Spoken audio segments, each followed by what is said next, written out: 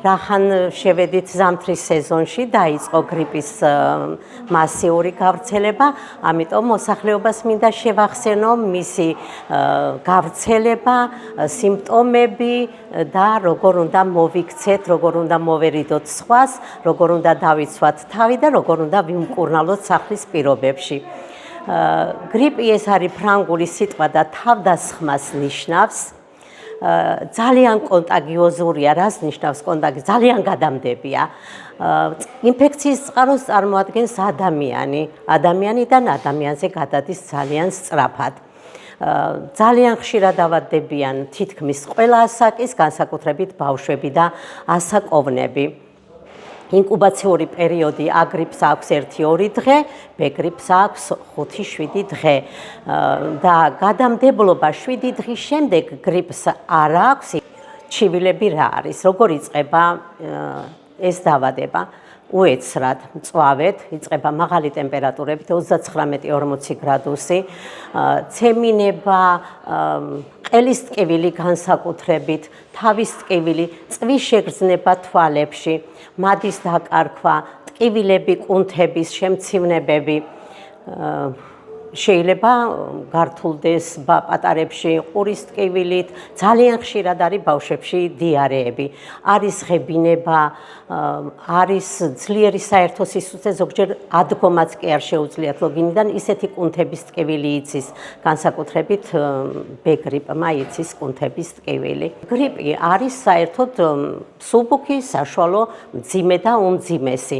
მსუბუქი და საშუალო ფორმა შეიძლება სახლის პირობებში ვიმკურნალოთ, მაგრამ როდესაც მიდის უკვე მისი გართულებები 5-6 დღეზე, მაღალი ტემპერატურები, ინტოქსიკაცია ძლიერი, მას აქვს ღებინება, საჭმელს ვერ ღებულობს, მოთენთილია, ხველა დაიწყო ძლიერი, ზოგჯერ სპაზმური, ზოგჯერ იწყება ქოშინი, აუცილებლად უნდა მიმართოს სტაციონარს და იქ უნდა გაგრძელდეს მკურნალობა.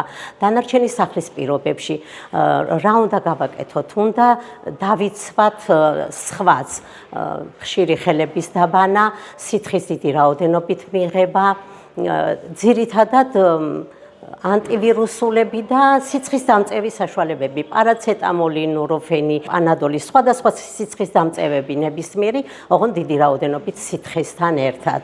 ანტიბიოტიკების მიცემა ისეა. ანტიბიოტიკები თუ გართულება არ მოდის და ბაქტერიულ ინფექციაში არ გადაიზარდა, ვირუსულ ინფექციას არ ჭირდება ანტიბიოტიკებით მკურნალობა. მას ჭირდება ძირითადად სითხეებით დატვირთვა და იზოლაცია სხვა ადამიანებისგან და ოთახის ხშირი განიავება, ხელების ხშირი დაბანა.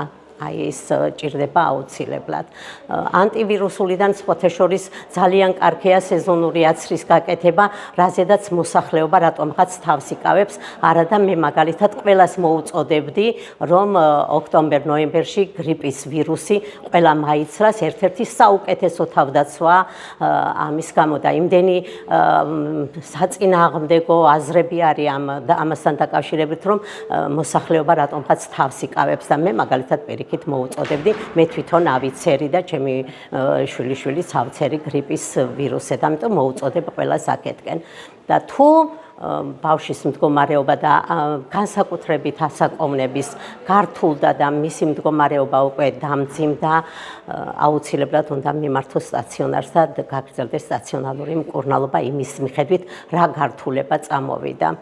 განსაკუთრებით ბავშვებში მიდის გაუწყლოება ძალიან ხშირად და საჭიროებს ინფუზურ თერაპიას და დაკვირვებას, მეთვალყურეობას ექიმის მიერ, მუდმივ მეთვალყურეობას. 10 დღეა უკვე მომართვიანობა მოიმატა, უფრო მოიმატა სკოლის ასაკის ბავშვებში.